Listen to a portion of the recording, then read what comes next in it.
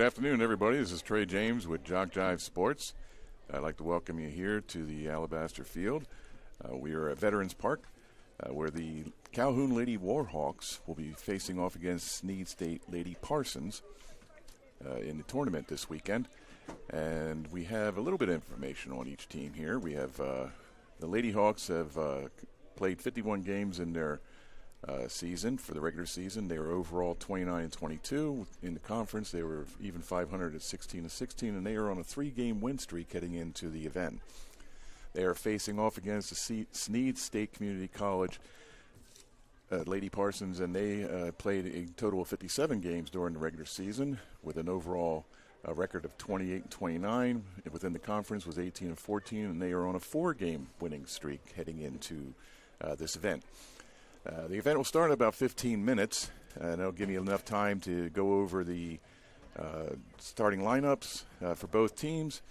The Calhoun Lady Hawks, head coached by Bart Stevenson. Assistant coaches are Joey Crumpton, Kate Holcomb, and Sydney Hall. The starting roster will be number 3, Kira Hall. She will be playing center field. Number 23, Abigail Tucker. She's in left field. Number 26, Kenley Holcomb. She is starting at second base. Number 28, Macy Hancock. She is at third. Number 14, Addison Wallace. She's a designated player. Number 31, Tessa Jacobs. She's playing catcher. Number 8, Macy Humber. She is the first baseman. Number 19, Leah Haynes. She is at shortstop. Number 6, Corey Campbell in right field. And the flex player pitching, number 30, Bronwyn Borden. And other players on the team that are not starting are number 1, Madison Rickman, number 2, Sage Lewis, number 4, Katie Lou Allen, number 5, Trinity Britnell, number 7, Erin Barker, number 13, E.J. Cornelius, number 15, Sarah Snowden, number 18, Mally Yarborough, number 22, Destiny Trevino, number 24, Haley Newman, number 25, Bailey Mills, number 27, Kaylee Williams, number 32, Abby Guess, and number 33, Kathleen King. For the Lady Parsons, the starting lineup will be number 10, Allie Graydon. She is at second base. Number 9, Campbell Adams. She's playing third. Number 24, Ella Grace Hood, player. Number 18, Brindley Siletti. She's playing center field. Number 23, Jada Lax. She's at first. Number 1, Leah Swafford in right field. Number 21, Kaylin Martin. Number 7, she's playing left field. Number 35, Amber Newman. She's the catcher. Number 42, Lexi Brewer at shortstop. And pitching in the flex position, number 14, Victoria Moderer. And as you can see, we are starting. It seems like we got a little early start. And we have Kira Hall at the plate.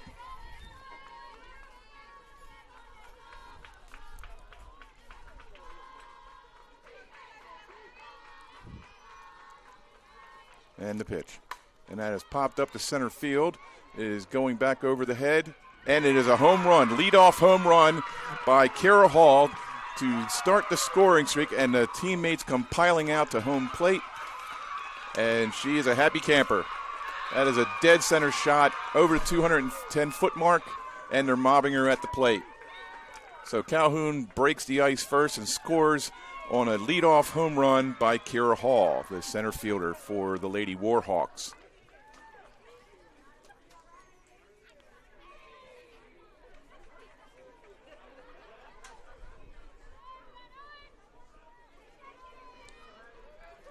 That's quite an exciting way to start off the game. All right, number 23, Abigail Tucker at the plate now. She is the left fielder. That is a ball to her.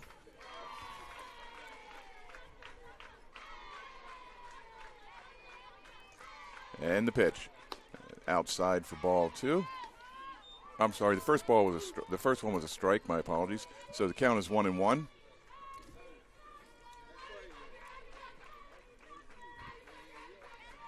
As Tucker awaits the pitch. That is a little high and outside for ball 2. Counts 2-1. The umpire agrees with me. I'm so happy that's the case.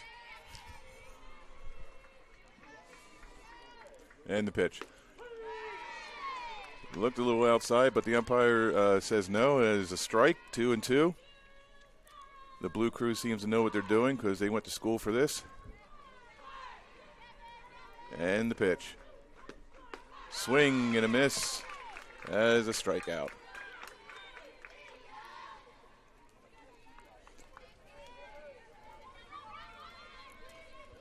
So with one out here in the top of the first, we have Kenley Holcomb, the second baseman, coming to the plate.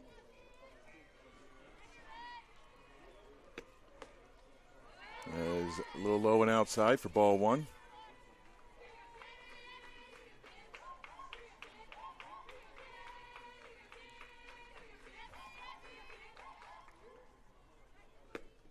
And that is fouled off to the left side, hitting the backstop for strike one.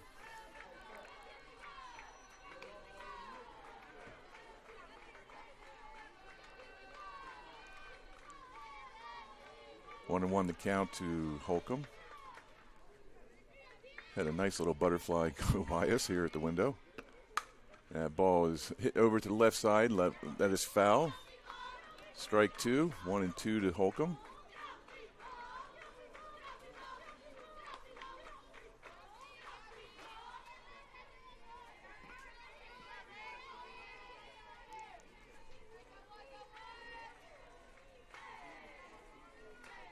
And the pitch.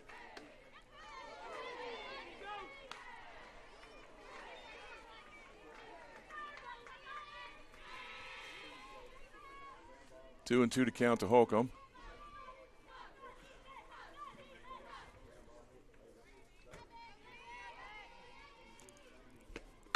And that is hit down to the third baseman. It bounces off her glove, and Holcomb is safe at first.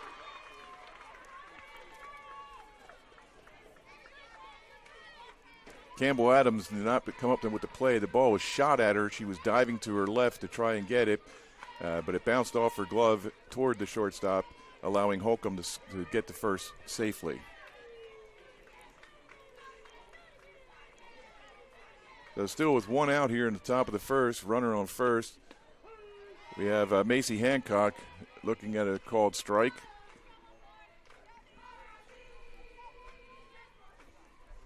I'm not sure if they're going to call that an error on Adams. The ball was struck very hard. Strike two. Victoria Moderer is the pitcher for the Snead State Lady Parsons. 0-2 to count. And that is drilled down the left base side, the third base side, and is foul. Count remains 0-2. I'm sorry, you can't really see a little bit past the third base side. These awnings for the stands are a little bit in the way, and the blue banners you see hanging are sunscreens.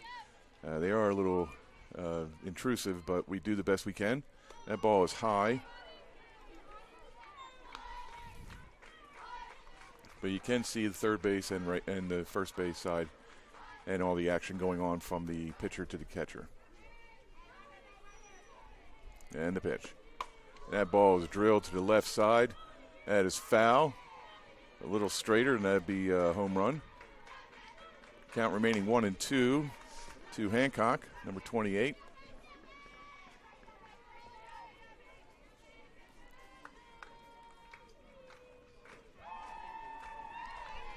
It's a bright sunny day here in Alabaster.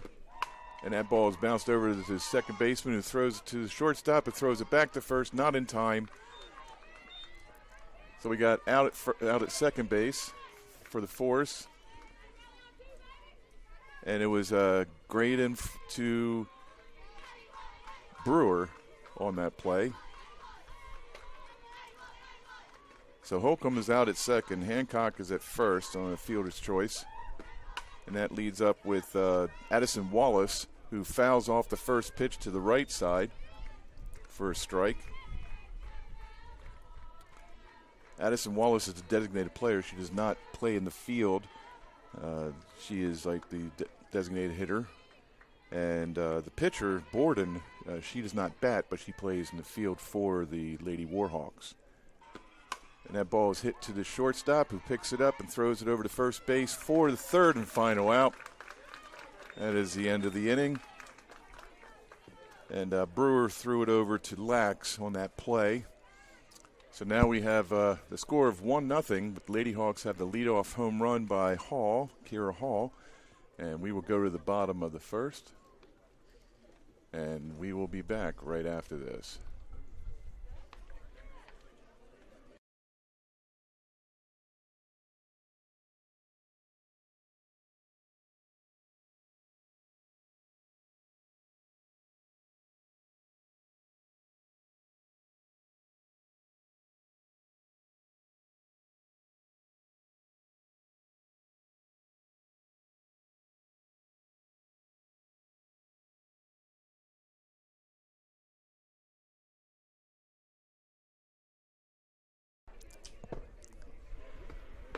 All right, here we are back in the Veterans Park at Alabaster, Alabama. And the Snead State Lady Parsons team is coming to plate. Allie Graydon will lead off. She's the second baseman, followed by Campbell Adams, number 9. She is the third baseman, and number 24, Ella Grace Hood, the designated player.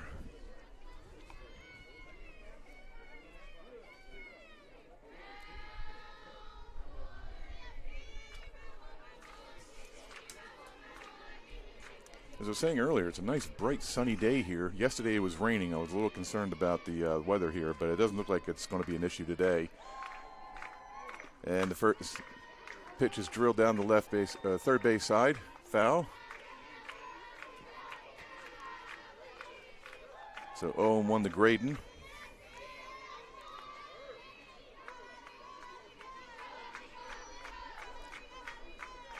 And as you can hear, the teams are chanting on for each other. Very spirited group. And that ball is drilled over to the left side and left field. And it is caught by left fielder Kaylin Martin. So if you're keeping score at home, that's a 7 unassisted or a pop-up to the left fielder. And we have number 9, Campbell Adams, coming to the plate. She's third baseman for the Lady Parsons. There's a called first strike to Adams.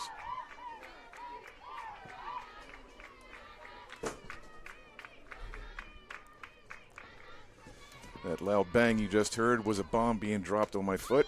No, it was actually a cell phone. That ball's popped up to the right behind that place, and thank God for the overhang there on the right-hand side, because a fan definitely would have been doinked on the head with that.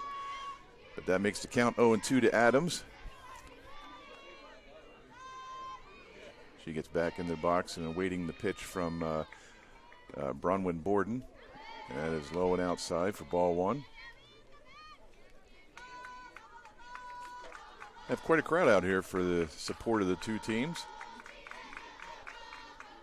And the pitch. That pitch is drilled down third base side. Foul. Count remains 1-2.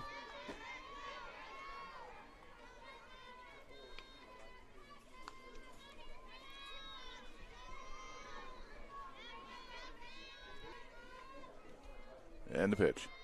That is popped up to the second base side. And she has it for the second out.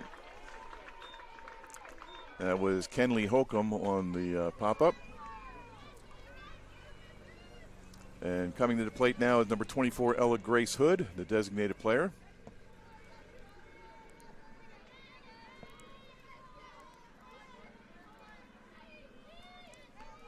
And the pitch. Right down the pipe for strike 1. Couldn't ask for a better hit.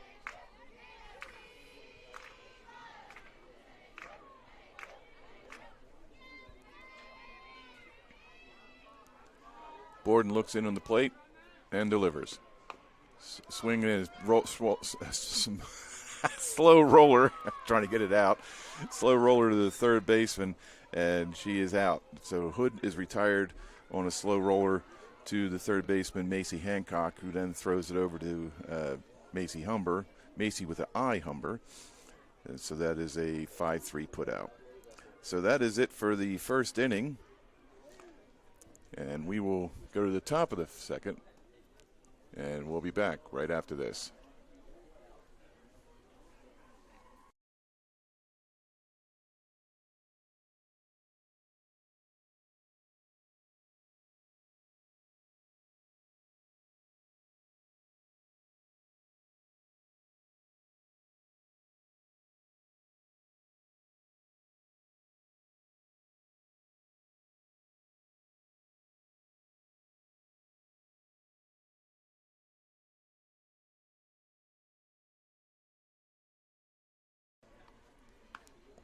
Welcome back to JockJive Sports. This is Trey James broadcasting the tournament here and in Alabaster, Alabama at Veteran Park.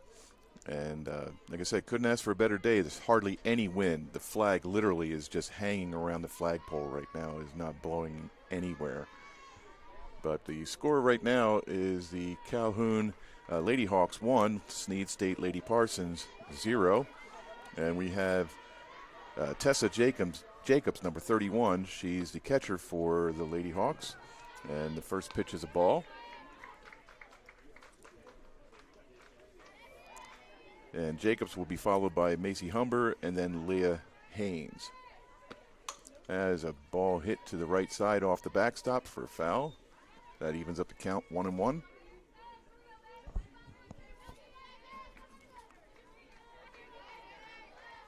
Blue crew agrees with me. It's always a thankful thing. It means I'm getting it right.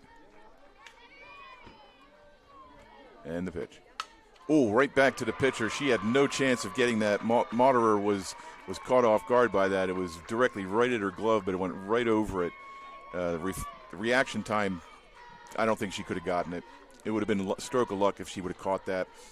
But that goes off into center field, and Jacobs now is at first base. And that'll bring up number 8, Macy Humber. She is the first baseman for the Lady Warhawks. And the pitch. That is outside for ball 1. Jacobs was kind of dancing off first to try and draw a throw.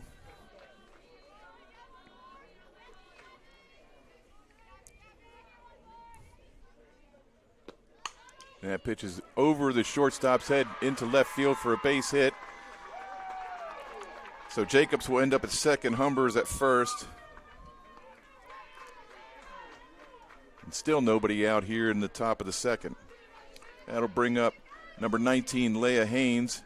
She is the shortstop for the Lady Warhawks.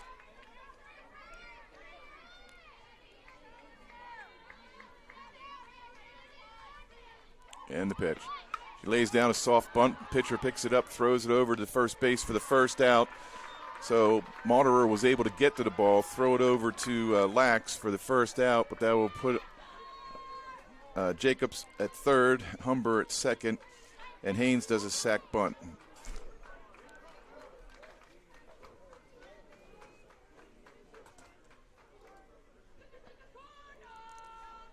So with one out now here in the top of the second, that is a called strike on Campbell. That's number 6, Corey Campbell, the right fielder. She is the last person in the batting order, and then we'll roll over to the top. And that ball is popped up at the infield. The catcher is calling for it and gets it. That is Amber Newman on the catch. So that brings it to 2 outs. And that is a 2 unassisted there. And now we're going to go to the top of the order where number 3, Kara Hall, is at the plate, and she struck a home run dead center field the first time she was up. Moderer looks in and throws, and that is a called strike by the umpire.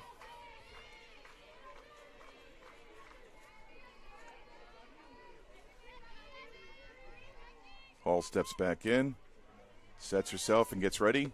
Swing and a miss, strike 2. I don't think Moderer wants anything to do with Hall right now. He's trying to keep it outside as much as possible. And the pitch. That is low and outside for ball 1. Don't blame Moderer at all. Hall definitely seems to have the power to hit it to the outside of the fence line. And the pitch from Waterer. That has gone down the first base side. The first baseman picks it up, lax, and tags the base for the third and final out. Well, we had 2 hits, no runs. And now we're going to go to the bottom of the second. And we'll be back right after this.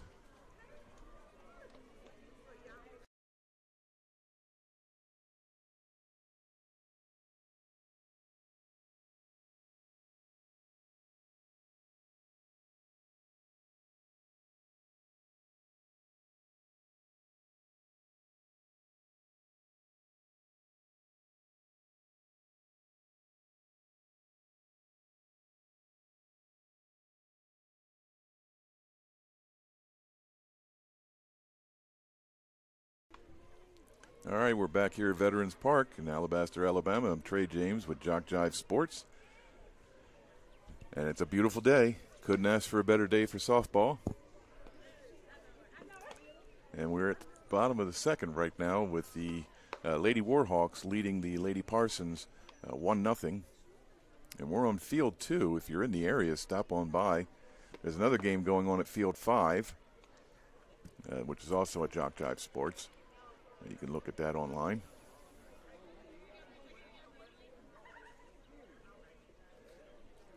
All right, as the Lady Warhawks get set in the field, we have number 18, Brinley Saletti.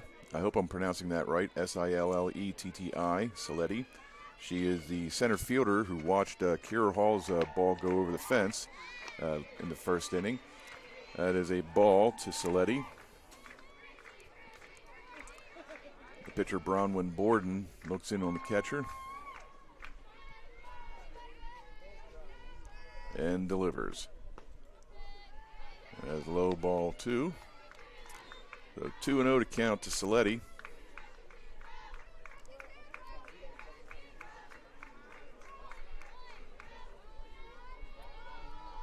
Borden's looking over at her coach at first base and now looks in on the catcher.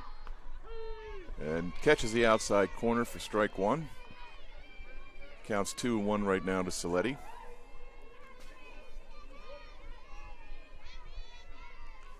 Saletti asked for a little bit of time, and now they're all ready. And that ball is hit to the left fielder, to Abigail Tucker, and that is for the first out in the inning.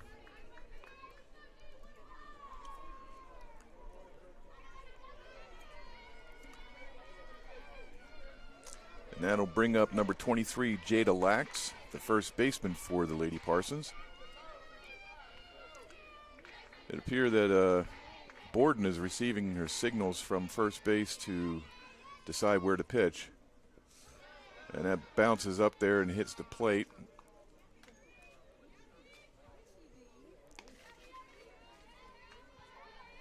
Tessa Jacobs has to retrieve the ball, throws it back to Borden. Ball 1.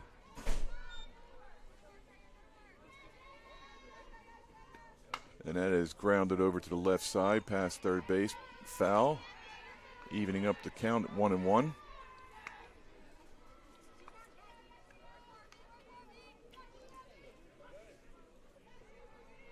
Jada Lack steps back into the box. Borden gets her signal from first and delivers.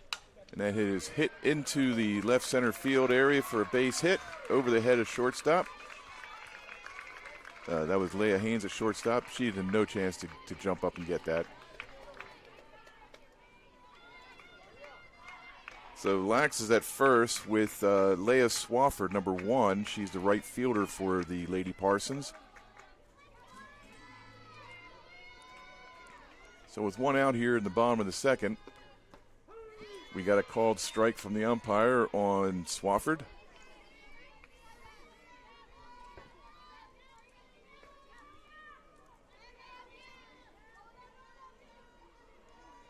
And the pitch from Borden. And that is popped up into center field, over the center fielder's head, bounces off the fence. There is no play anywhere right now, and Swafford is at second, Lax is at third. So Swafford hits a double right off the top of the fence, bounces back into play. The center fielder for the Lady Warhawks, Kira Hall, throws it back into the second baseman, Kenley Holcomb, who then holds on to the ball to allow the players to stay at second and third. So now we have number 21, Kaylin Martin, the left fielder for the Lady Parsons, at the plate, looking to get some runs in. And that's a strike one.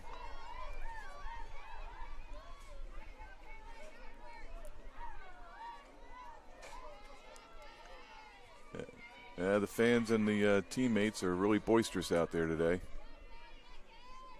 And the pitch, and that is up and over because the team was, the defense was in a little bit to try and keep anything from getting through them, but that ball was hit into left field for a single. So we have first and third right now, and tie score.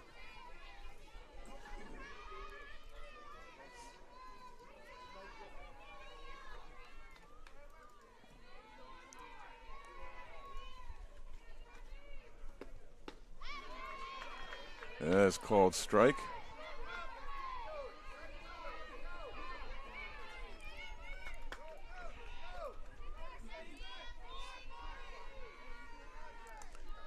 And we have number 35, Amber Newman, at the plate.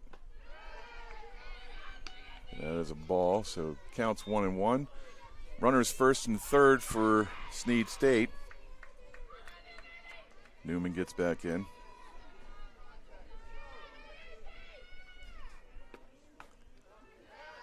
Ball 2 to Newman.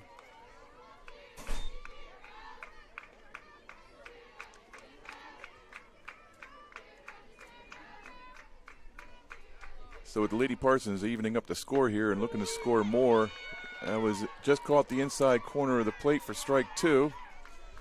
We have one out here in the bottom of the second. Counts 2-2 to Amber Newman. She's the catcher for the Lady Parsons. And that ball is popped up and out of play. That is behind the dugout for the Lady Parsons. Good fan retrieves the ball and throws it back in. Count remaining 2-2 to Newman.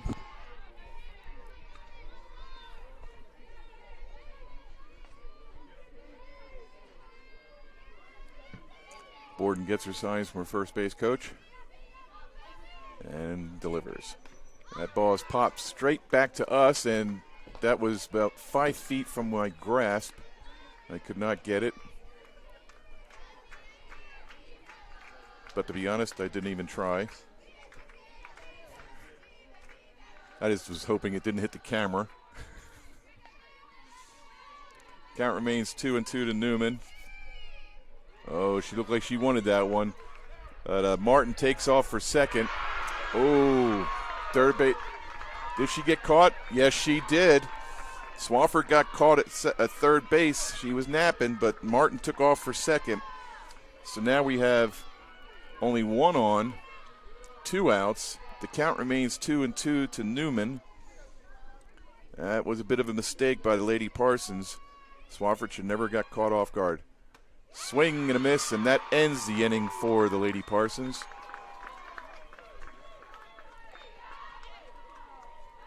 And we will go to the top of the third with the score tied up 1-1 here at Veterans Field. And we'll be back right after this.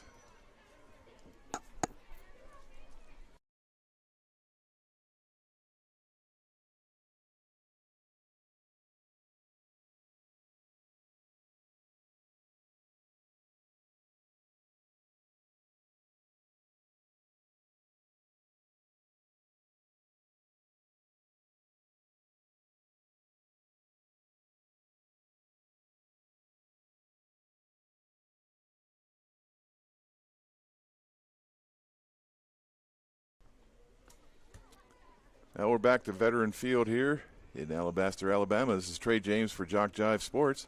Greatly appreciate you tuning in and watching this game. I know the Calhoun Lady Warhawks and Snead State Lady Parsons always appreciate the viewership. We're in our first game of this tournament. There will be another game around 2:30, I guess, this afternoon. And then, or 2:30, 3 o'clock, depending on how long this game takes. There will be like a 30-minute break between the first and second game. And then we play 2 more games tomorrow at noon and again at the 2:30, 3 o'clock time. And we're just enjoying this game right now. Beautiful weather, nary a breeze in the sky, and perfect weather for softball. We have Moderer at the mound, throwing it over to Amber Newman, the catcher, and that was a ball to Brewer. I'm sorry, wrong page. Let's try that again. That is Tucker at the plate, Abigail Tucker. It appears to be 2-0 now, I believe. Yep. So 2-0 to Tucker. She is the left fielder for the Lady Warhawks. Swing and a miss. Kind of like a diving swing out of the way. 2-1 the count.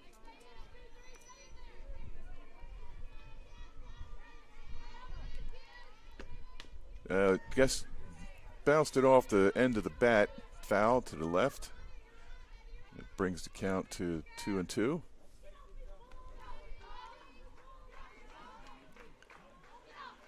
And the Lady Warhawks caught a break in the last inning, the bottom of the second. They were able to get a player out at third. Up as low, ball 3. But yeah, they caught Swafford off at third when the ball bounced up to the plate, and then you had Martin stealing second, but the catcher for the Lady Warhawks, Jacobs, threw the ball down to third and caught Swafford at the base, and it kind of killed a rally they were doing there. It looked like they were going to score more runs in that inning, but it did not come to fruition. So with a full count here, no outs to Tucker, Abigail Tucker. She's awaiting the pitch from Moderer. And she draws a walk. Tucker's on base now with a walk. And the chants keep coming from both teams. The Lady Parsons the Calhoun Lady Warhawks are jumping up and down in their dugout, trying to will their batters to get more runs. That is outside for ball 1.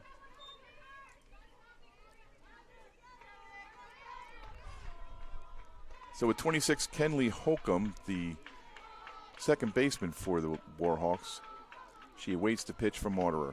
Swing and a miss. Evens the count 1-1.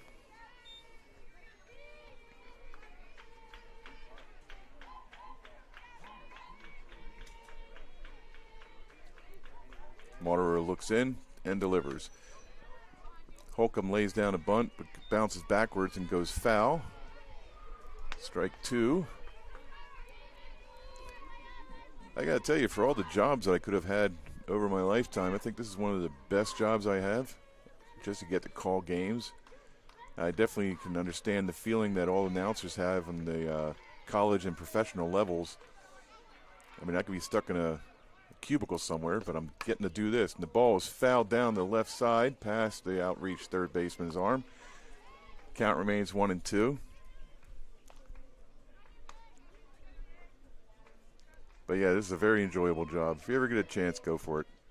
Or basically just do whatever you feel like makes you happy. That is the best thing to do in life. And that is high for ball 2. Because when you're working at something that you're enjoying, it's not really work anymore. It's like you're getting paid to do something that you love.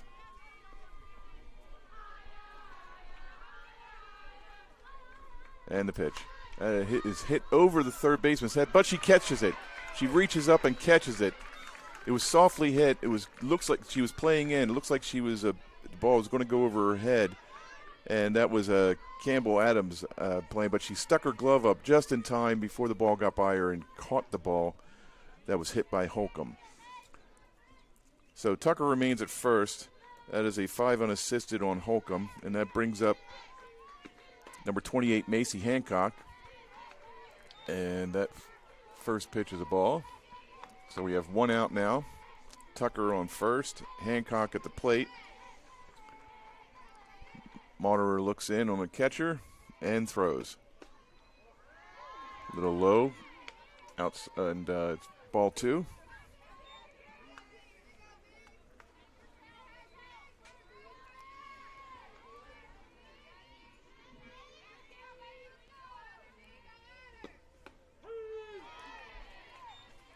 Just a bit inside. Strike 1 on Hancock. But the count now is 2-1. Time is called by the umpire because he has to adjust something. He had to take his glasses off. He had something in his eye.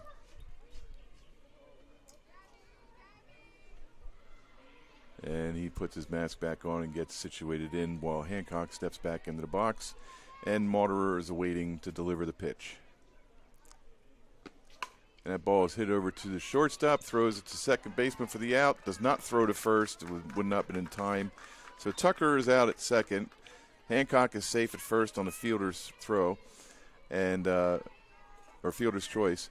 So it was Brewer threw over to Graydon, and Graydon held on to the ball for Tucker to get out, but then not throw her to first because there wasn't time to get the Hancock out at there. So we have number 14, Addison Wallace at the plate right now, and that first pitch was a called strike.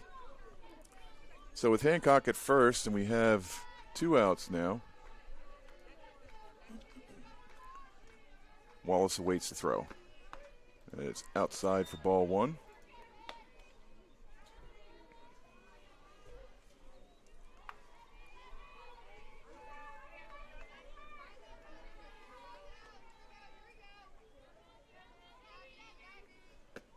And that his ball hit. Oh, yes, a second baseman snags the ball. Graydon grabs it in diving play, but is not able to throw it over to first base. So both runners are safe. Hancock goes to second. Wallace is at first, but it was a diving. That could have got a lot worse. Hancock could have went on to third because the ball was kind of trickling out into right field.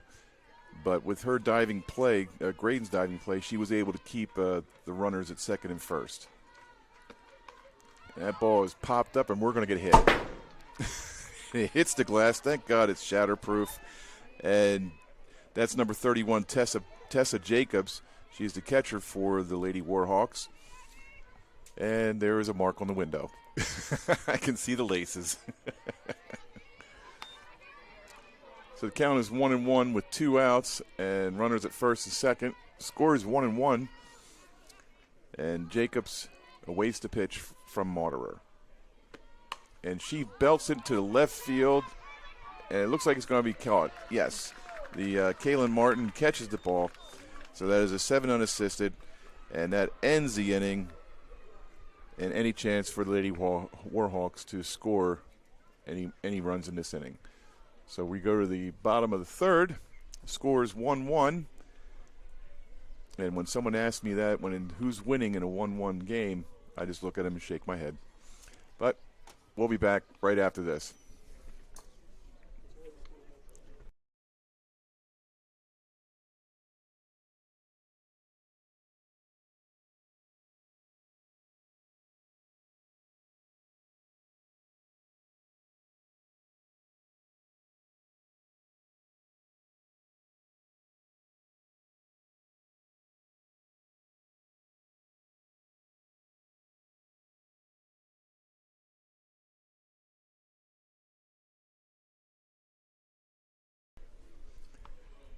Welcome back. This is Trey James for JockJive Sports, and we are now tied still in the bottom of the third, 1-1. And we have Brewer, Graydon, and Adams coming to the plate. Graydon was the one who made that magnificent play at second to keep the ball from getting out of the infield and any runners advancing, diving to her left. And I'm glad to see that the glove was on that side, so she was able to stop the ball before it got any further. But number 42, Lexi Brewer, who is the shortstop for the Lady Parsons, this is her first time up the bat. So that is ball 1. Up, looks like we have a new pope. Cardinal Robert Prevost announced as the first American pope, taking name Leo the 14th. Well, that is quite an amazing thing, an American Pope. Okay, so that is one out. I was just showed that we have a new Pope. So Brewer pops up to the shortstop, so that is 6 unassisted, and that'll bring on Graydon, number 10. And after Benedict XVI resigned, that ball is popped up, is out of play, and it bounces onto the concrete and onto the blue shield protector. And that is strike 2. Until Pope Francis came in back in 2015, and he was a South American based priest or cardinal who came in, and he was elected as Pope. But now we have the first American Pope. That ball is fouled back. The count remains 0-2 with one out here in the top of the fourth. Sorry, oh no, bottom of the third. My apologies. Graydon still at the plate. Ball low, so 1-2 to count now.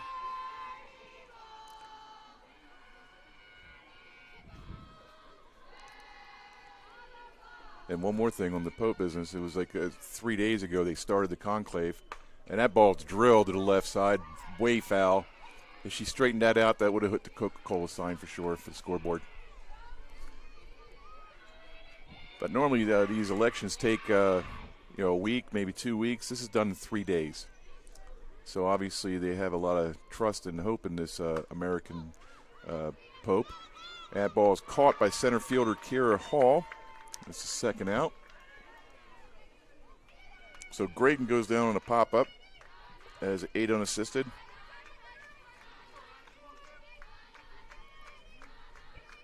And that brings up Campbell Adams, number 9, the third baseman for the Lady Parsons. All I can say is our prayers go out to Bishop Patrick for becoming the next Pope, Leo the 14th. And that was ball 1 to Adams. That is way outside for ball 2.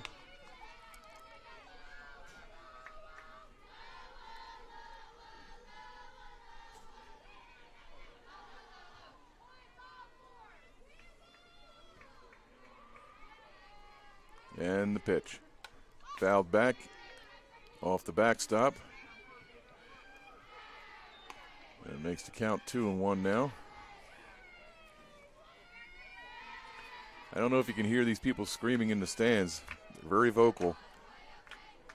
I can't wait to hear them after the game's over. A lot of laryngitis is going to happen. Ball pops straight back behind the backstop, outside the reach of the catcher, Amber Newman. So the count's 2-2 now. We have evened up 2 balls, 2 strikes, 2 outs. Yeah, but we're in the third inning, so I can't really do 2-2-2-2.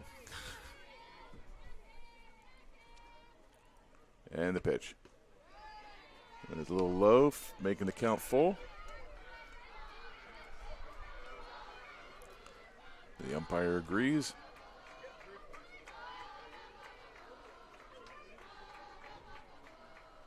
And the pitch. And that is drilled down the left base side. I don't want to say left base, third base side. Say left side of the field, but it's foul.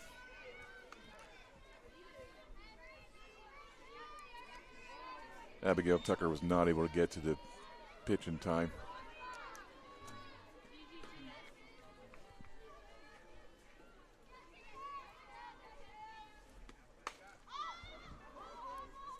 Adams pops it up to shortstop for the third and final out.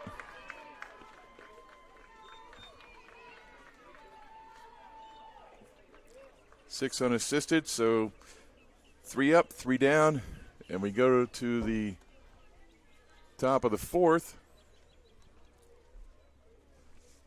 where the Lady Warhawks will come to bat, and we'll see Humber, Haynes, and Campbell batting for that. This is Trey James, JockJive. We'll be back right after this.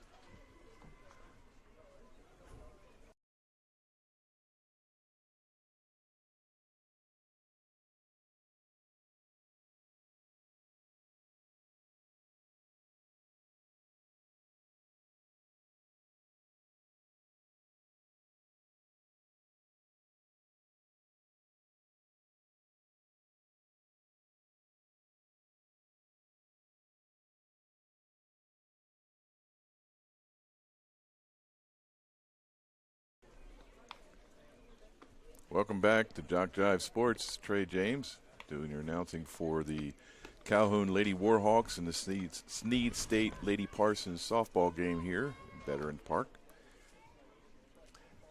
As the Lady Parsons gather around the mound to give Monterer some support,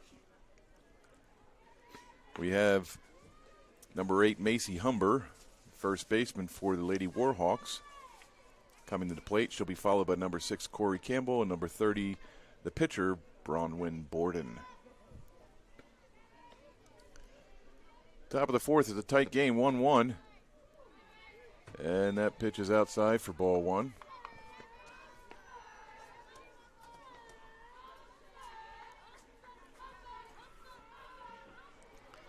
And the pitch. A little low and inside, ball two. If you're not aware with lady softball at the collegiate level, we play 7 innings, unless there's a mercy rule induced. You have to be up by 8 runs after 5 innings in order to call the game early, and 6 runs in the 6th inning. But they will play no more than 7 unless the game is tied at the end of 7. Then they'll keep playing until one team scores a run and the inning is finished at that point. And as a strike one on Humber, making the count 3-1 with no outs here in the top of the fourth.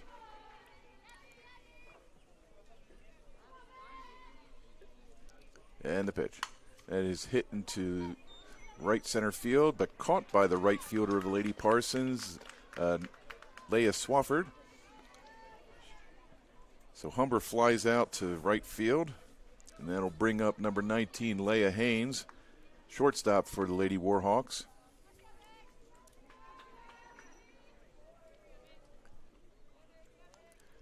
Now, if I'm not mistaken, the grass is not real grass. It's a carpet almost. So they really don't have to do much maintenance to it. Otherwise, just laying it down, getting it tucked into place, and the infield, there's no grass whatsoever there, and I believe that is red rubber, and that ball is laid down and fouled away. Let me change this from the last batter. My apologies for that, but we're now caught up. So we have 1 out, 2 strikes to Haynes.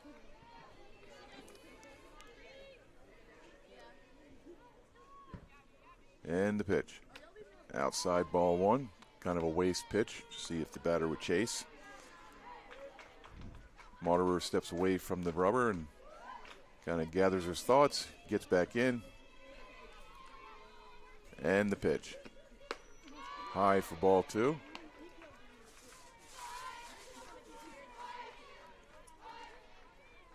So with 1 out here in the top of the fourth, we got a count of 2-2 to Haynes.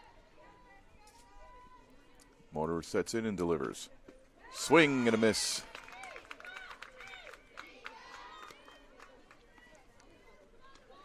Haynes strikes out. She did a sac bunt the last time.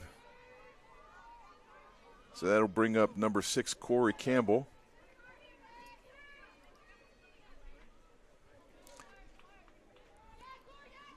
Campbell's the right fielder for the Lady Warhawks.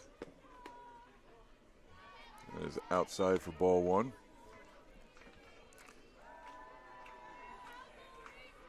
Campbell popped up to the catcher last time in the 2nd inning at her plate appearance.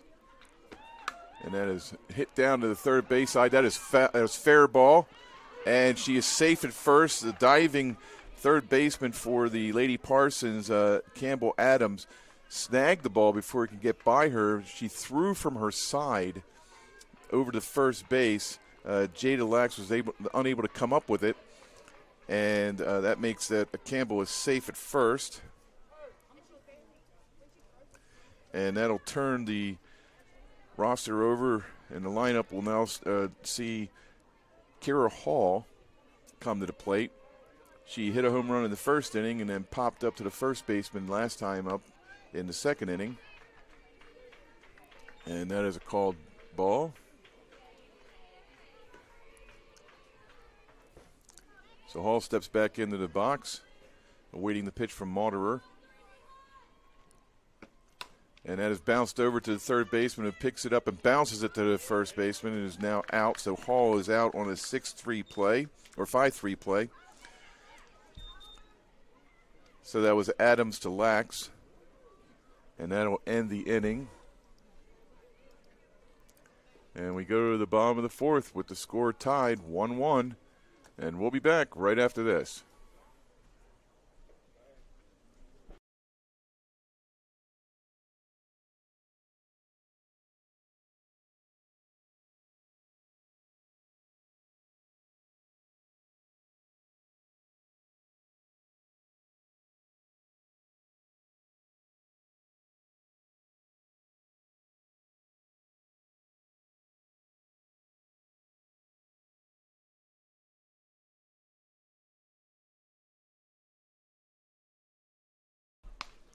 Welcome back to the Calhoun Lady Warhawks Snead State Lady Parsons game here at Veterans Park in Alabaster, Alabama. This is Trey James for JockJive Sports.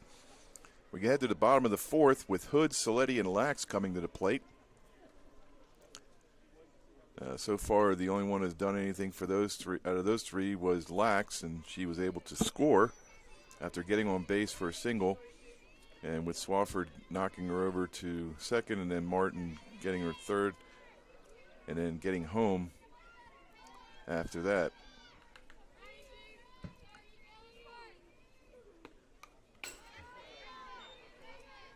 Hood swings and fouls it back. Strike one. So 24, Ella Grace Hood is the designated player for the Lady Parsons. And the pitch from Borden. That looked like a ball. The umpire agrees, and so did the scoreboard keeper.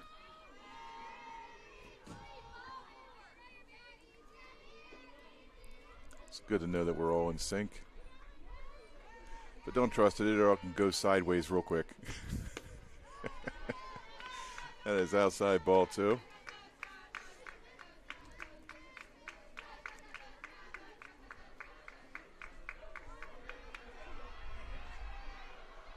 And the pitch from Borden has popped up to the center fielder Hall, and she's going to watch that thing go to the hill behind the fence.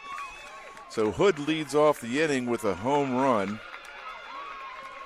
and her Lady Parsons are going to greet her at home plate, and they're mobbing her right now, beating her on the top of the head with the helmet, and I'm sure that's rattling around, and brain's taking a little bit of a concussive action there, so I'm sure she's fine. I'm sure she doesn't mind it at all. But that definitely was a home run.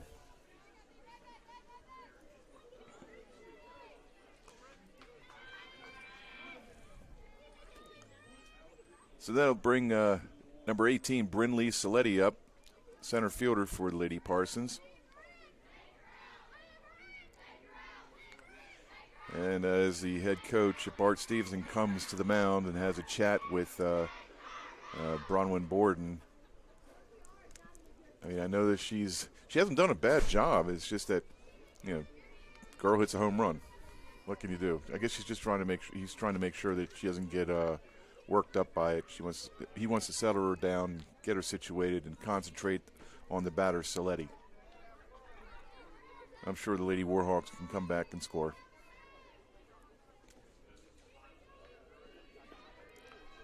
And as Borden looks over at her coach, looks in, and delivers. Kind of a little bit of a soft curve coming in to the right fielder. That was caught by Corey Campbell in right field for 9 unassisted. And that'll bring up number 23, Jada Lax. She's the first baseman for the Lady Parsons. So with one out here in the bottom of the fourth, score 2-1 Lady Parsons over the Lady Warhawks. Jada Lax takes the pitch and knocks it down third base side out of bounds. Foul ball. So strike one to Lax. And they're chanting up big time down there.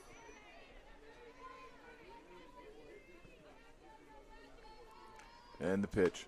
That is high and far to the left, out of play.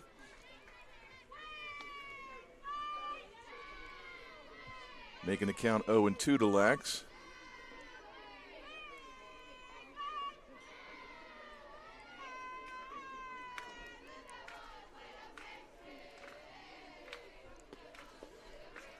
As low and outside, ball one. 1-2 to count now to Lax.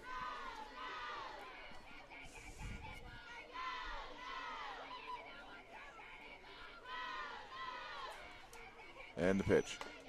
That is fouled off, but it does roll into play, and a little miscommunication between the third and first base, or third and shortstop over there. They kind of waffle into each other. But needless to say, it is still a foul ball. Count remains 1-2. Umpire gives the pitcher Borden a new ball.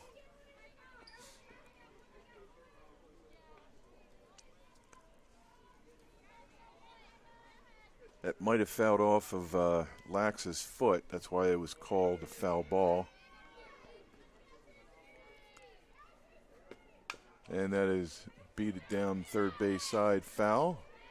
Count remains 1-2. Nothing worse than fouling a ball off your foot when you don't have protective shin guards down there. Definitely feel it in the morning.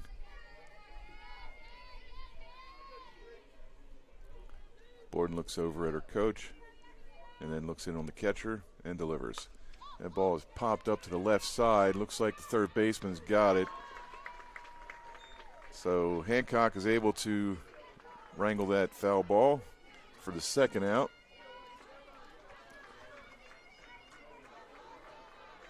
And that brings Swafford up to the plate.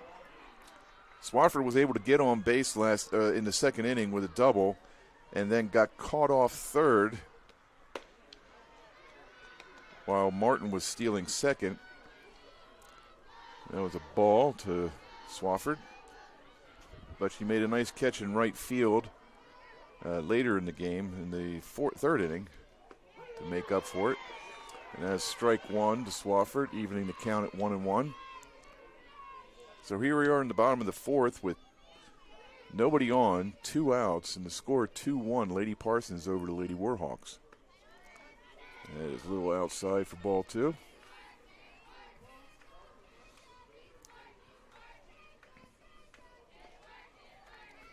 Low-scoring game so far here means the pitching and defenses of both teams are doing very well. Really the only runs they were able to score were done on home runs. Up. And as the crowd scrambles the foul ball, I'm seeing far too many foul balls come close to us.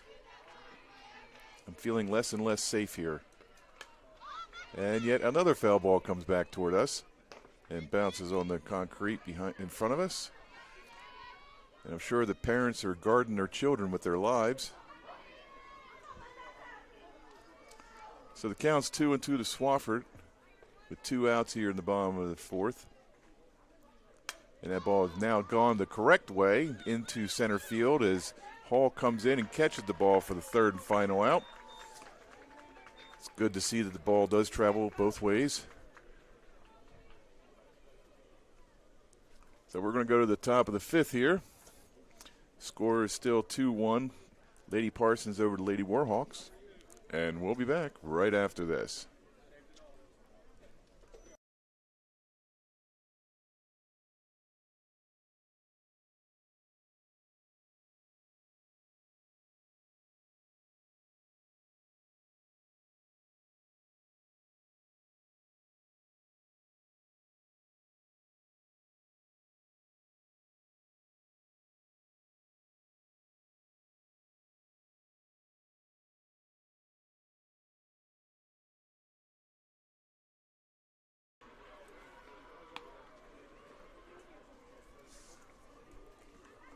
We are back here at Veteran Park, Alabaster, Alabama, for the softball tournament between the Lady Parsons and the Lady Warhawks. We have Tucker, Holcomb, and Hancock coming to the plate for Calhoun.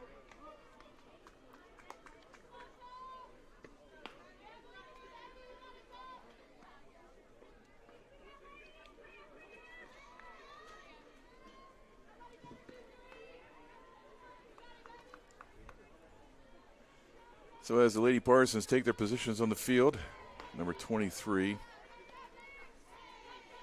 Abigail Tucker is stepping into the plate. And that ball's outside for ball one.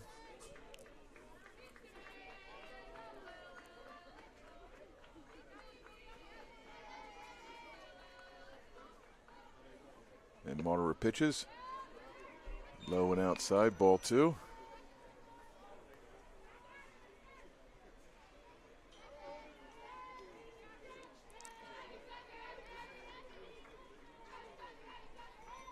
Calhoun has only been able to score one run in the entire game so far. Ball's inside, ball three.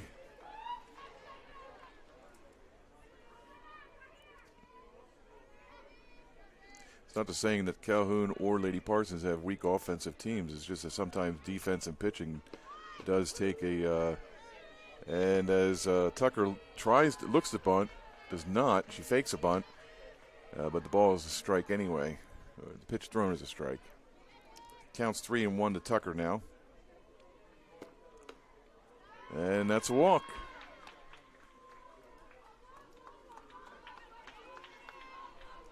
So Tucker is able to draw a walk off of Mauderer, and that'll bring up number 26, Kenley Holcomb, the second baseman for the Warhawks. And as the second baseman comes in and starts having a chat with Mauderer, that's Graydon having a conversation with her. And as we await Holcomb to come to the plate. There she comes.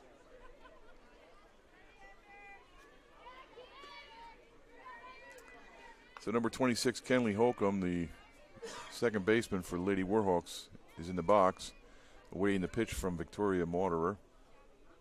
And the pitch. That is bunted down third base side, foul. Third baseman Campbell Adams coming in to try and get that, but it went foul. So that is just a strike.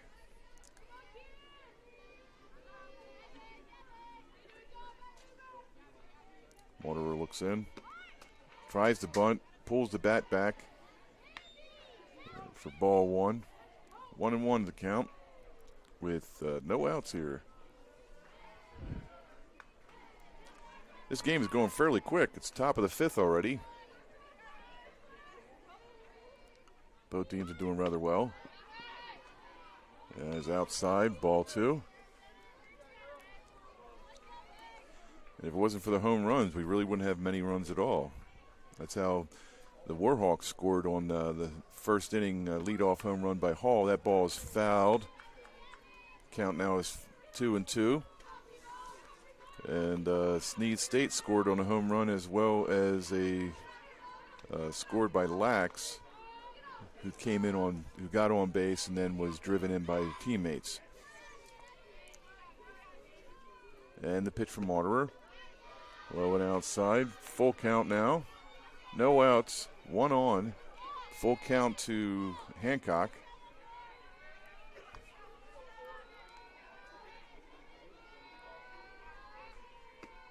That ball is hit over the shortstop's head just in front of the left fielder who was playing in, so it was kind of like seeing eye there. The only place it could have got hit over there to get in. Anywhere else it would have been caught. So now we have first and second. Tucker at second, Holcomb at first, and now we got Hancock coming to the plate, number 28, Macy Hancock. And as they have a little meeting at the mound, trying to discuss strategy. So the third baseman, Macy Hancock. If I said Hancock for the previous batter, I apologize. It was Kenley Holcomb. I thought I was saying Holcomb most of the time, but I think I might have said Hancock once or twice, so my apologies to the family. But now we have Macy Hancock at the plate. But we have definite meeting going on between the head coach, Tracy Grinrod, and looks like we have a different pitcher. Kaylee Hyatt, number 20, is now pitching for the Lady Parsons. So Borden is no longer. So number 20, Kaylee Hyatt, She wasn't on the field. She was on the side roster.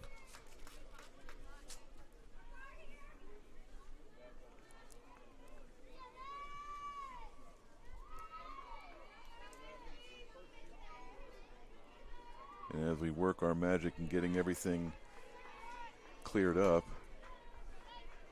in our roster scorebook, want to make sure everything's proper.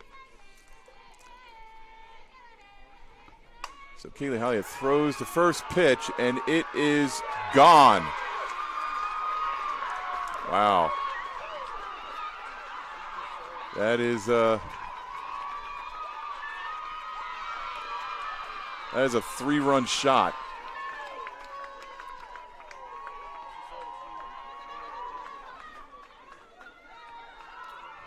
I don't think Coach Grinrod was looking for that as a result for changing out pitchers, but that's what softball's all about. You never know what's going to happen. So now we have a 4-2 score. Hancock drills a 3-run home run over to left field, bringing up number 14, Addison Wallace, who's a designated player for the Lady Warhawks.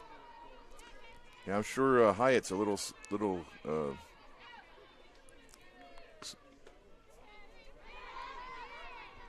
And it wasn't Borden that was pitching. I'm sorry, it was Mauderer for the Lady Parsons. So Mauderer was replaced by Hyatt, and Borden is still pitching for the Calhoun team. And that pitch is belted into center field, falls in for a base hit. So Wallace is safe at first on a single. Still nobody out here in the top of the 5th, and the Lady Warhawks have been able to open up a little bit of a gap between themselves and the Lady Parsons. And now it brings up number 31, Tessa Jacobs, the catcher for the Lady Warhawks. And that is a called strike. So Wallace is safe at first. Still nobody out here in the top of the 5th, and Jacobs is at the plate with an 0-1 count to her. Hyatt looks in on the catcher, Newman. Kind of softly lofts it in there. Ball 1. 1-1 the count.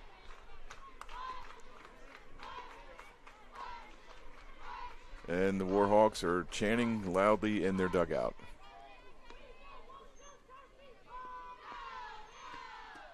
And it's outside, ball 2.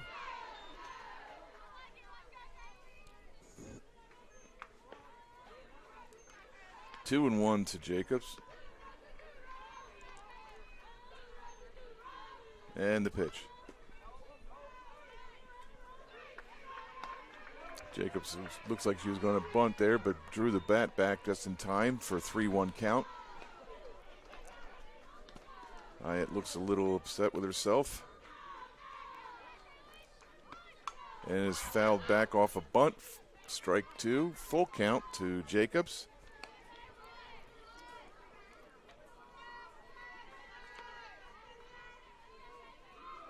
I can easily see why Hyatt would be a little unnerved at this point. She comes in to replace Mauderer, and first pitch gives up a 3-run shot. And that ball is bounced over to the third baseman, who throws it over to second and hangs on to it because she would not got Jacobs at first. So Wallace is out at second for fielder choice for the first out. Jacobs remains at first. So they got the lead runner. And that brings up number 8, Macy Humber, the first baseman for the Lady Warhawks. And now another meeting at the mound, and the coach is talking to the umpire because possibly Wallace interfered with his player, the second baseman, Graydon, when Wallace slid in. And that's what his little conversation is about. I'm not sure about the rulings here for this league on that, but I'm sure safety is paramount for everybody involved, and I think that's what he was concerned about. He's saying that that Wallace should have been a little more careful sliding into second. All right, so with Jacobs at first, Humber coming to the plate, And that ball is hit over to the third baseman. It throws it over to second. And it's deja vu all over again. This time Jacobs is out at second. Humber's at first. This time the play at second was not as problematic. The player Jacobs did not slide too heavy into the second baseman. And it looks like a switch is going to happen here. I don't know if Hyatt is going to continue pitching or a different position player is being replaced. We're not sure what's going on here. But when we find out, we'll let you know. All right, the umpire just waved at me. I don't know what that meant. Do you guys know? Okay, so it's basically saying there will be a substitution. We're just trying to figure out who it is.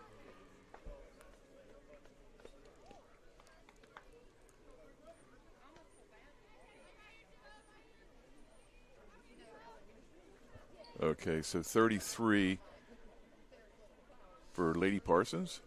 There is no 33. Oh, Calhoun. Oh, 33 the batter. Okay, so 33 Kathleen King is now stepping in for Haynes. So King now is at the plate. And that is hit over to the right side for a fair ball just on the inside. And there was some interference going on with the first baseman. And a lot of nonsense is happening out there right now.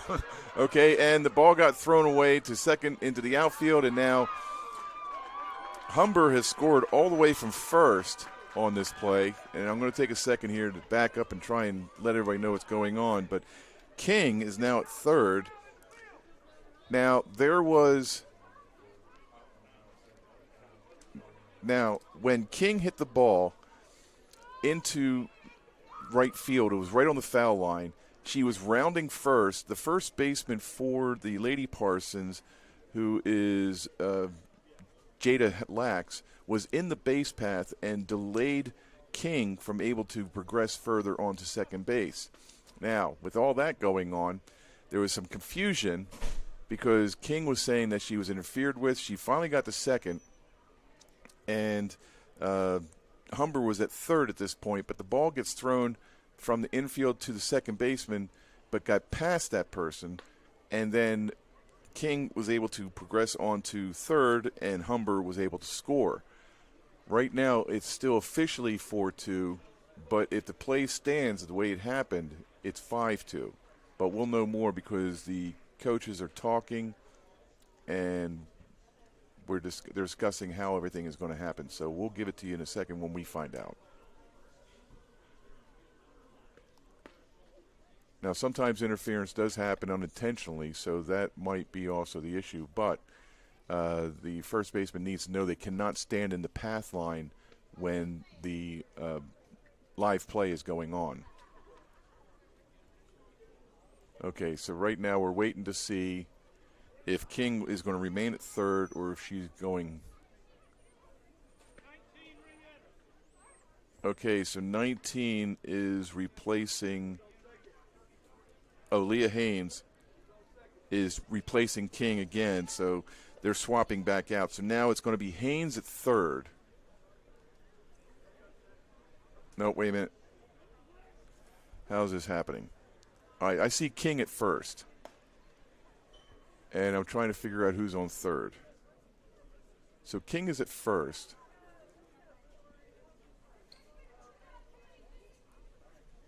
If anybody should be back, it should be Humber, number 8, back at third.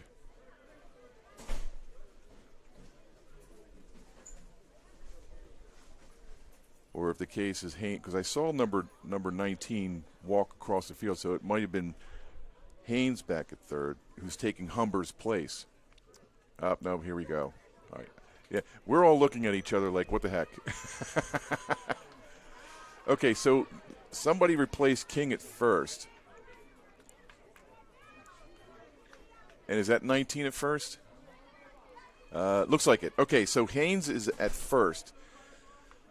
All right, so we know this. We got 2 outs, and it's the top of the 5th. So, and they're still talking, but King is no longer standing on first. That's Haynes now, who King had batted for just a few minutes ago. Humber is back at third. So we have first and third, 2 outs. The score is 4-2. And amongst all that craziness, we have number 6, Corey Campbell, coming to the plate, the right fielder for the Lady Warhawks.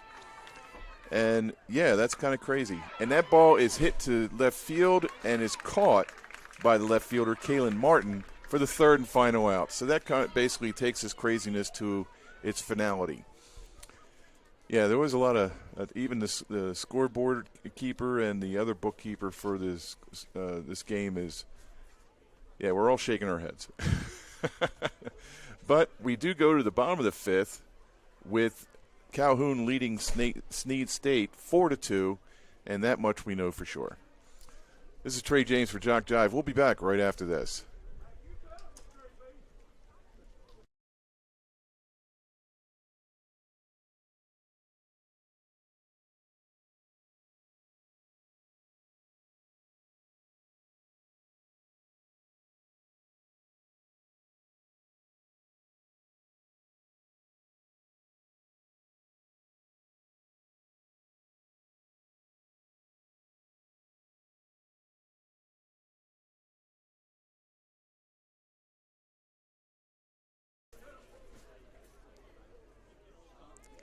Well, we're back, and the craziness still ensues. We're still trying to figure out here in the tower, trying to figure out exactly what happened, because in the end, Humber was brought back to third, King was brought back to first, and Haynes replaced her at first, but she should have gone to second because of the interference call by the umpire. Now, maybe that was overturned or overruled, but so then it was Haynes at first, Humber at third, and then Campbell came to the plate and then made the 3rd and final out. So basically it's all a wash at this point. But we are now in the bottom of the 5th, and that is ball 1 to Martin.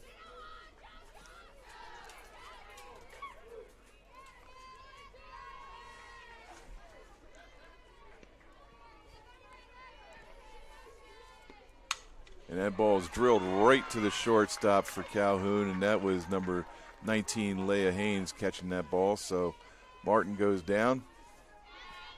That's a 6 unassisted, and that brings up number 35, Amber Newman, the catcher for the Lady Parsons.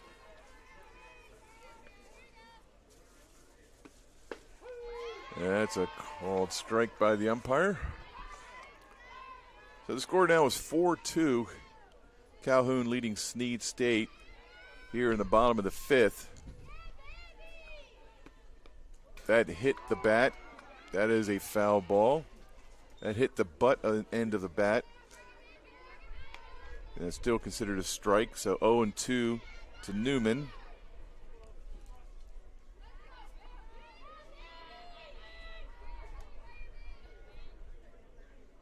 And the pitch.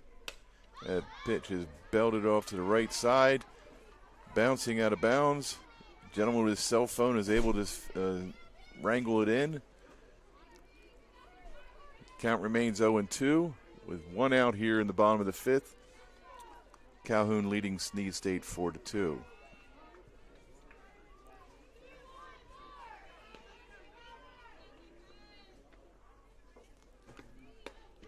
That ball's high. 1-2. Well, we hope you're enjoying the game here on JockJive Sports. I greatly appreciate you tuning in. We have a nice defensive and pitchers game going on, but we Calhoun erupted for 3 runs in the last inning. That is a strike 3. It's a strikeout. So that is now 2 outs here in the bottom of the 4th. Newman goes down on strikes, and that brings up number 42, Lexi Brewer, the shortstop for the Lady Parsons. And that ball's popped up to the left behind the backstop, out of play. Strike 1.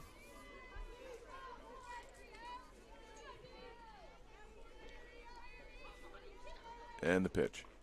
And ball is hit over to the right fielder. Easy play for the third and final out. Right fielder for Calhoun is Corey Campbell. Caught that lazy fly. That's for 9 unassisted. So as we go to the top of the 6th, Calhoun's leading Snead State 4-2, and this game is slowly winding down. And we will see Campbell, Hall, and Tucker coming to the plate for the Lady Warhawks. And we'll be back right after this.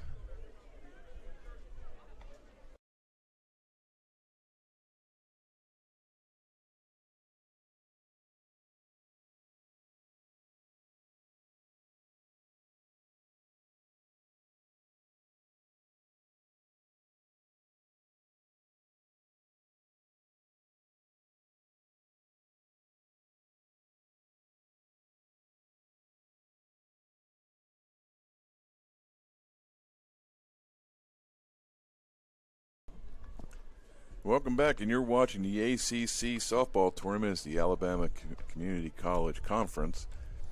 They're having the softball tournament here in Veterans Park in Alabaster, Alabama. If you feel like you want to get out and enjoy the sunshine, because we're getting plenty of it, and there's hardly any wind blowing, so that's a good thing. And we are now coming to conclusion on this game. We got 2 more innings. Unless something happens where the game ties up, we go to extra. That's always possible. But right now, Calhoun is leading Snead State 4-2. And we have number 3, Hall, at the plate. So Kira Hall is at the plate and strikes one into right center, just over the second baseman's head. And she is safe at first on a single. That'll bring up Abigail Tucker, number 23, the left fielder for Calhoun. But Hall swung at the first pitch and dumped it into right field in between the second baseman and right fielder. And Hall takes off for second, and she is out. She was tagged on the back before the foot touches the base, and she is not moving because she doesn't want to believe that she just got thrown out. And the coach for the Calhoun, Bart Stevenson, is now coming out to talk to somebody, talk to the umpire there, and he's giving his side of the story, and he's pointing again, and he's not happy, and he's waving his arms. Not a happy camper. And yet Hall still remains at second base even though she was called out. Now the 3 umpires are coming in. Stevenson reminds me a little of Bobby Cox from the Atlanta Braves, who doesn't really come out too much to complain about something like a call or a strike or anything, but yeah, he was waving his arms and pointing in all different directions, and the umpires agreed that she's still out. So on a stolen base attempt, Hall is knocked out of play and draws the first out. Stevenson's still not happy. He's letting all the umpires know it. He's getting his money's worth.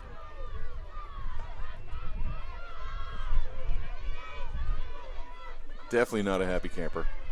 All right, the count is 0-1 to Tucker, who's been waiting patiently now.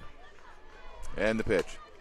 Ball is hit over to the left side, caught by the left fielder, Kaylin Martin.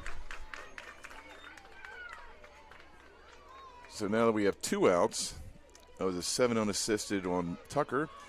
And number 26, Kenley Holcomb, will come to the plate.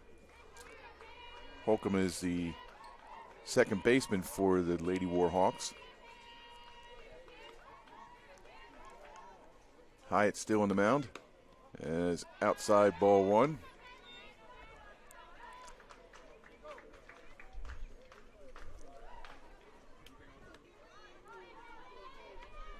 So with Hall caught stealing and Tucker popping up, it kind of, there we go. That ball is hit over to the shortstop, and she is out.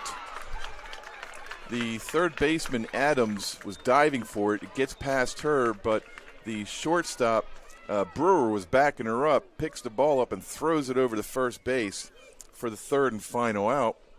nice play. And now we will go to the bottom of the 6th. So if you're keeping score at home, it's a 6-3 out. Like I said, I thought Adams was going to dive and get that, but the ball just passed her glove. But the shortstop Brewer was doing a fine job backing her up and had a nice throw over to first base to seal the deal on that play and call the inning or bring the inning to a close. And we'll be back right after this.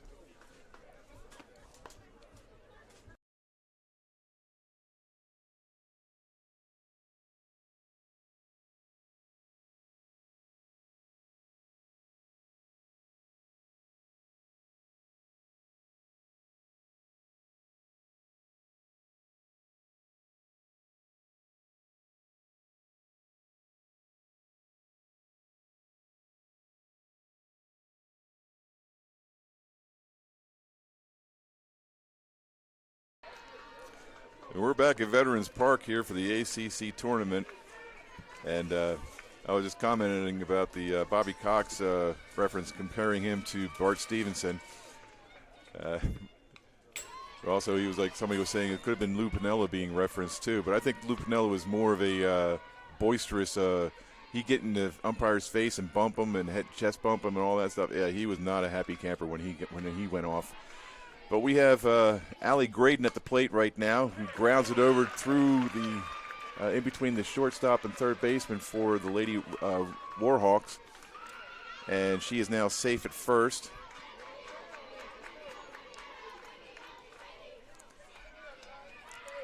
So Lady Parsons are not going gentle in the good night. They want to retrieve the 2 runs and at least bring this score tie. So number 9, Campbell Adams, the third baseman, comes to plate. She swings at the pitch, and it is a strike.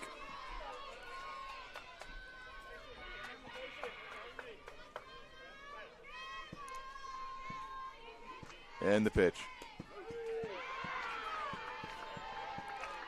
The umpire is being very generous with that outside line for the strike zone. I'm sitting right behind the plate, and it just appears that the ball is touching the but that's just my call, so please don't pay attention to me on that one. And all letters should be sent. No letters should be sent. We got the count 1 and 2 now to Adams. And that ball is fouled off to the right, out of play. Remaining count 1 and 2. Yes, please, no letters sent. I mean, I know the umpires are doing a fine job, and everybody's human. We all make mistakes. I just think he's been calling a little wide strike zone on the outside. And the pitch. Ball 2. 2 and 2 with no outs here in the bottom of the 6th. Time is called.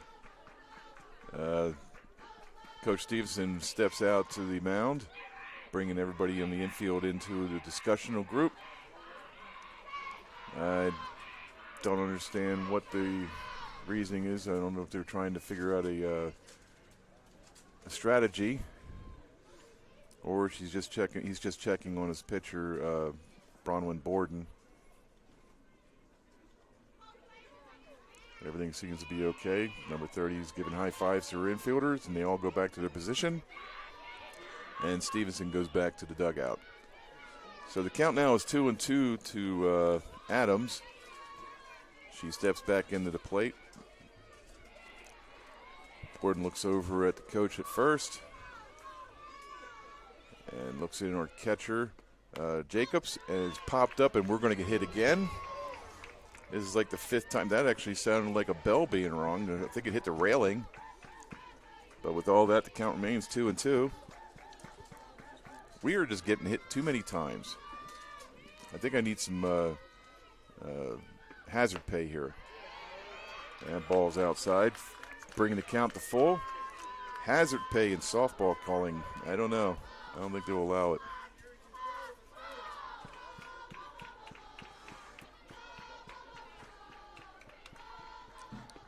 And that ball's drilled past third baseman Campbell Adams. I'm sorry, third baseman Macy Hancock. Looking at the wrong team. So Adams now is on first. Graydon is at second. We still have nobody out. And Stevenson once again to the mound. And that is it for Bronwyn Borden. She is done for the day. She is no longer the pitcher of, but she does, if the Lady Warhawks go and continue to win this game, Borden is up for the win. But number 27 is now pitching. That's Kaylee Williams.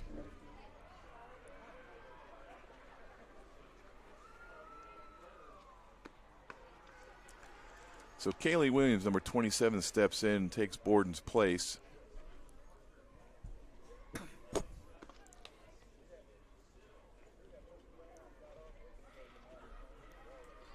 They're going to take a few seconds here to get her arm warmed up. The umpire should be pretty generous for time allowed, considering how far into the game we are. But they usually give about 5 or 6 pitches most.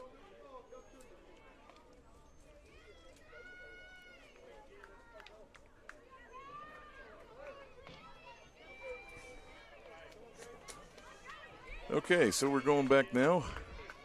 Number 24, Ella Grace Hood, the designated player for the Lady Parsons, steps into the box. Williams steps off the rubber and throws the pitch. That is a ball.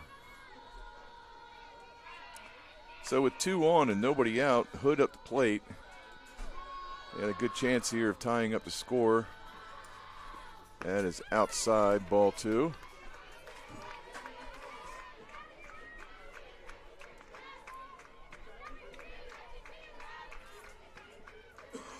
Williams looks in on her little wrist guard to show what the pitches are.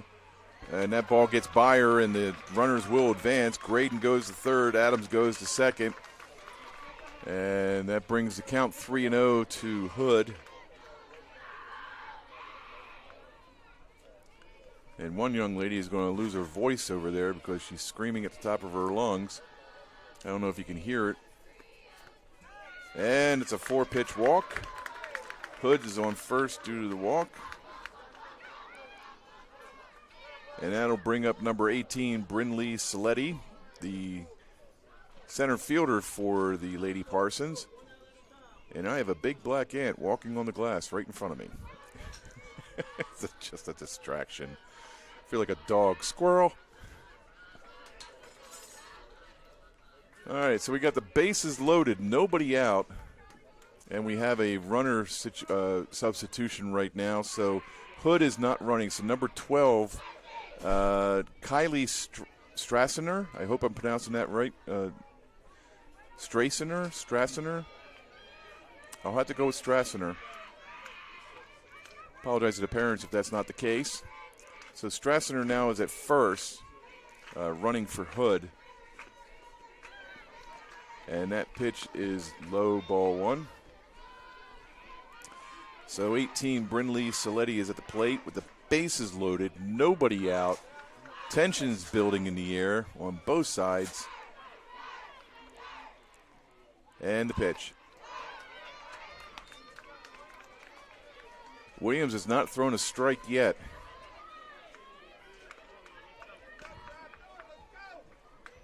Two and 0 to count to Saletti. And the pitch.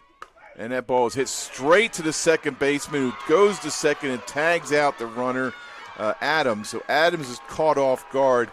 The second baseman for Calhoun, Kenley Holcomb, the ball was hit directly to her on a frozen rope. And she grabs the ball, runs over to second, and now we have 2 outs with 2 on, first and third. And Saletti is out on a 4 unassisted. And that's strike 1. I think that gave Williams a little bit of a lift right now. She doesn't feel so bad. So Lax is at the plate, number 23. Jada Lax, he's the first baseman for the Lady Parsons. But that was the first thrown strike by Williams. And that ball is bounced down the third base side for strike 2.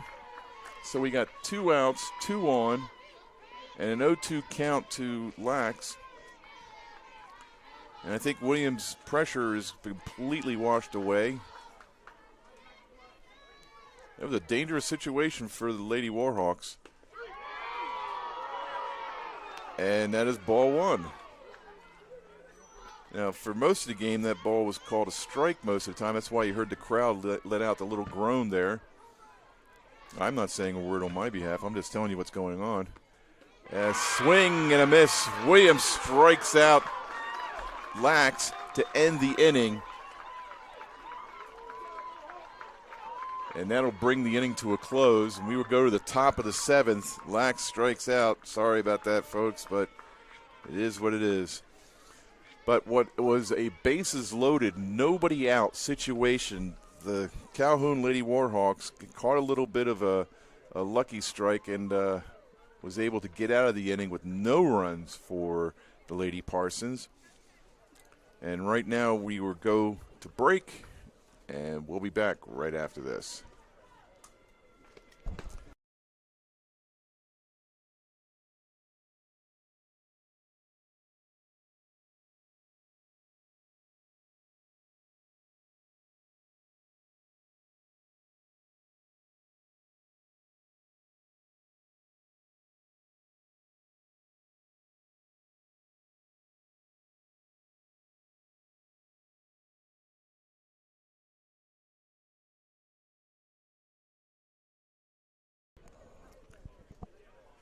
We're back here at the Veterans Park in Alabaster, Alabama for the ACCC tournament. We have the Calhoun Lady Warhawks facing off against the Snead State Lady Parsons team. And we are now in the last inning, if we don't go to extras. Top of the 7th, Calhoun brings to the plate Hancock, Wallace, and Jacobs.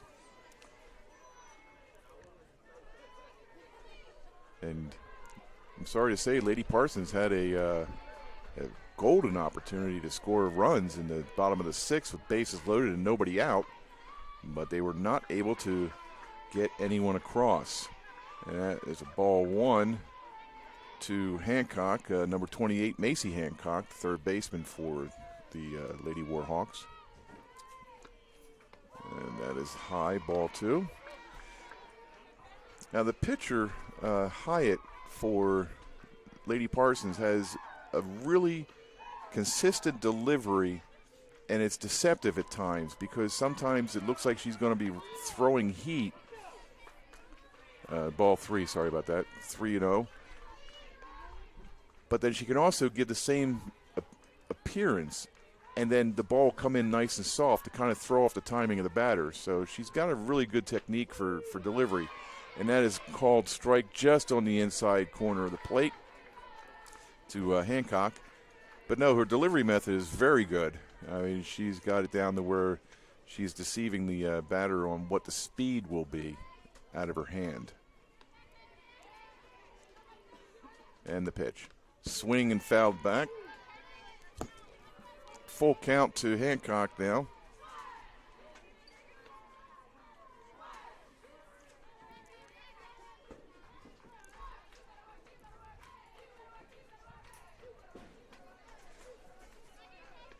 Williams gets back on the rubber and delivers. And that pitch is hit over to the left side. Foul. Count remains 3-2. Nobody out here in the top of the 7th with Hancock at the plate. Hancock belted a home run in the 5th inning. A 3-run shot to drive in Holcomb and Tucker ahead of her to give the lead for the Lady Warhawks. And that ball is popped up to center field. The Parsons center fielder, Brindley Saletti, has the pitch, or has the ball secured, and Hancock is out on 8 unassisted. Number 14, Addison Wallace, comes to the plate, designated player for the Lady Warhawks. So now that we have 1 out here in the top of the 7th, it's low and away. Sorry, listed as a strike, had to change it. 1 ball, no strikes. And the pitch. That's a strike on the inside corner. 1-1.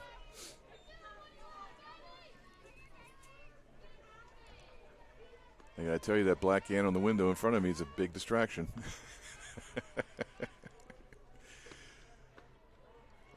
Wow.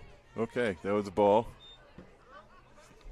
It was a nice deceptive pitch where it came lofting in, and it looked like it went right down the center of the plate and yet called a ball. And the pitch. And it is hit over to the third baseman for the Lady Parsons, who throws out Hancock on a 5-3 put out. And that was Campbell Adams, number 9, who picked up the ball and threw it over to 23 Jada Lax at first base.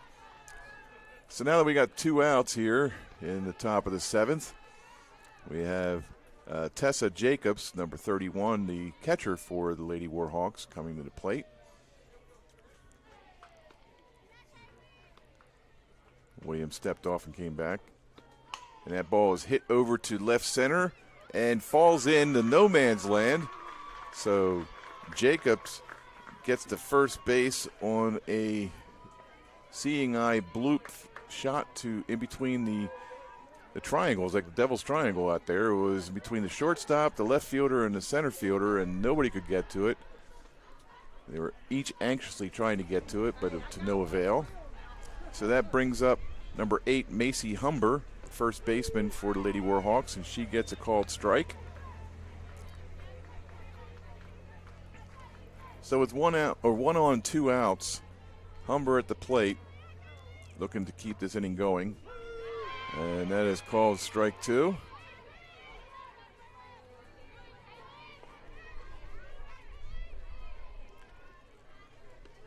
One more strike will get Snead out of the inning.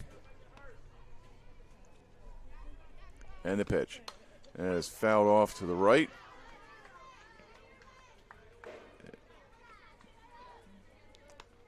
Now, I don't see little children around here too much. I mean, usually at that point, if a ball goes foul out of play, kids will run and get the ball. That's their job. At least that's what they think. They will run and run, get the balls all day long. They will do it forever. That ball is fouled down to the right side. It is out of play, but caught by the right fielder, Leah Swafford, for the third and final out for 9 unassisted.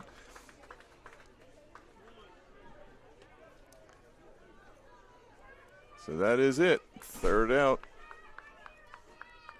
Well, with 1 on, and 1 hit, we go to the bottom of the 7th, where this is the last chance for the Snead State Lady Parsons softball team. Will have the ability to score at least 2 runs to tie it up. And if they score 3, the game's over. This is Trey James for JockJive Sports. We'll be back right after this.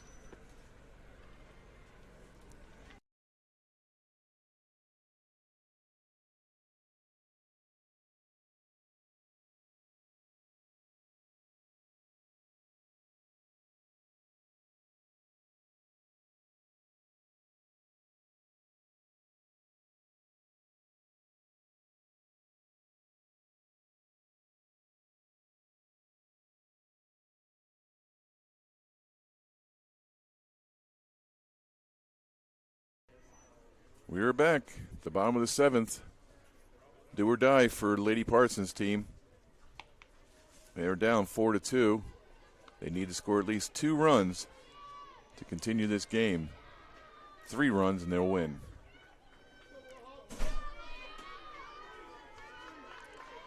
So we have Swafford, Martin, and Newman coming to the plate.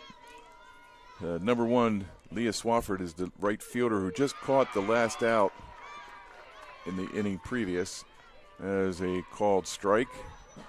Swafford didn't take the bat off her shoulder for that one. Williams looks in, swing and a miss, strike 2.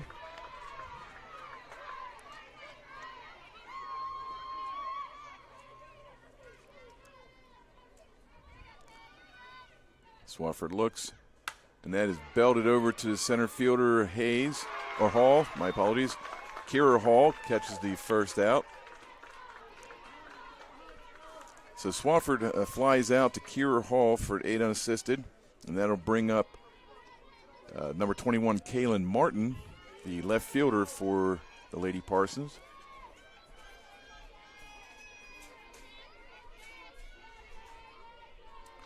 So with 1 out here in the bottom of the 7th, Lady Parsons are losing outs they can't afford. Ball 1. Excuse me. And the pitch. And is fouled away. Catches the top of the backstop and bounces back into the field of play, but it's still a foul. 1-1.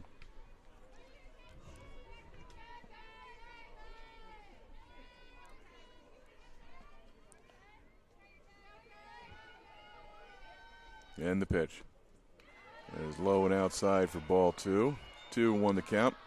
I'm just looking at our scorekeeper's book, and he is so nice. He is so, it looks so like prim and proper. Mine looks like a 7-year-old's doing it. I can still tell what's going on, though. This is just for me. He's the official scorekeeper with the book. And as the Warhawks were bouncing up and down thinking that was a called strike, it was not. It was a called ball, so the count is 3-1. And the pitch. And it is a walk. Martin draws the walk.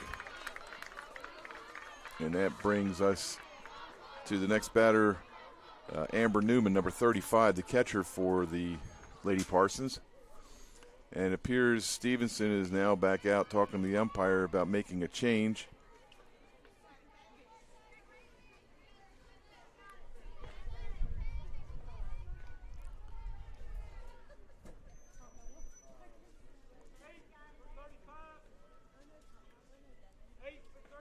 Eight for 35. All right, so number 8, Macy Humber, is coming back into, no, I'm sorry, that's my fault. Brinley Phillips is coming in for Newman.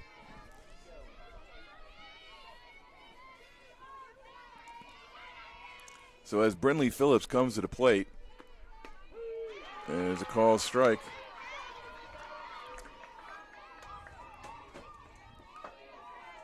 So I'm not sure that she'll be taking the catching duties, but she is definitely batting for and that is a swing and a miss.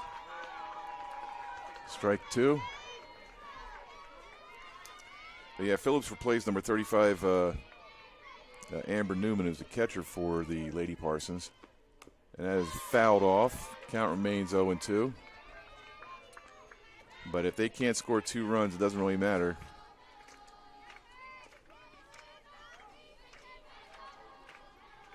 And I'm sorry, that was Tracy Grinrod who was making the change, not Stevenson. And that pitch gets away from the catcher. And Martin moves up to second. And the count still remains 0-2. Oh, I'm sorry, it's 1-2 now. But that last pitch was a ball.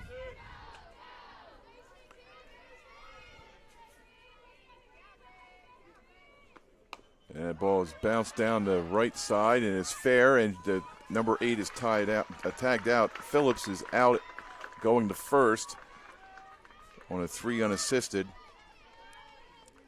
And Martin goes to third on the play, and that'll bring up number 42, Lexi Brewer, the shortstop. And it looks like Grinrod is making another change. So Brewer probably will not be coming to the plate. And it looks like number 19. Nope, 42. Number 42, that's Lexi Brewer. Well, no. Did he say number 19? Yeah, number 19 is at the plate. That's Josie Bunch. Josie Bunch is number 19. Okay, so Josie Bunch is taking the place of Brewer at the plate. Okay, so now that we got that all straightened out, we got 2 outs here. That's a ball. So Josie Bunch is batting for Brewer, and the count is 1-0 on her. We have Martin at third, And the pitch from Williams. As strike one.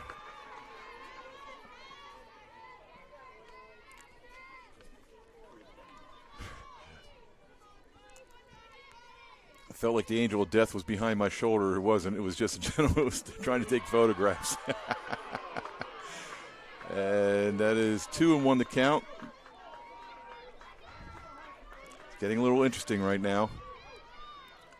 So 2-1 the bunch with 2 outs here in the bottom of the 7th. Lady Warhawks up 4-2. Oh, that's a strike. So Bunch looked like she was going to swing at it, decided not to, and then the count, or the umpire called the strike on her. Now the crowd's getting into it again. You can hear both sides cheering each other on. Bunch looks as high. 3-2 to Bunch. Well, you couldn't ask for any more if you're a little kid. This is what you live for. I mean, you want that winning run and hit. And here it comes. And that ball is popped up to right field. And it looks like the right fielder has the ball. Corey Campbell catches the last out. And that is it. Well, with the final score, Calhoun Lady Warhawks 4, Snead State Lady Parsons 2, we conclude the first game of the ACC tournament here at Veterans Park in Alabaster, Alabama. And Bunch flies out to right field for a 9 unassisted, and that is the end of the game as they walk in front of each other to congratulate one another for a show of sportsmanship. It's always a good thing to see. This is Trey James for JockJive Sports at the ACC tournament here. We thank you for joining us. The afternoon game. Let me go check my schedule here. Oh, I think I got it in my files. No, I do not want to update. My computer's always asking me if I want to update.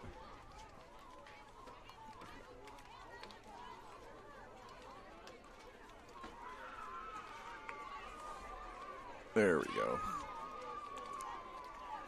Now the afternoon game, as soon as it comes up, slow computer. There we go. All right. Southern Union will be playing the winner of the Calhoun State Snead State game. So they will be playing. Southern Union will be playing Calhoun at 2:30, and right now it's 1:38. So we got about an hour. Come join us back here at JockJive Sports, and it'll be JockJive.com, obviously, and then. It'll be Southern Union versus Calhoun. Calhoun will be the home team. Southern Union will be the away team. And that'll be at 2:30. And we thank you for joining us here for this game. We really appreciate it, and we thank you kindly. This is Trey James for JockJive Sports at the ACC softball tournament at Veterans Park, Alabaster, Alabama. Thank you, and have yourself a great day.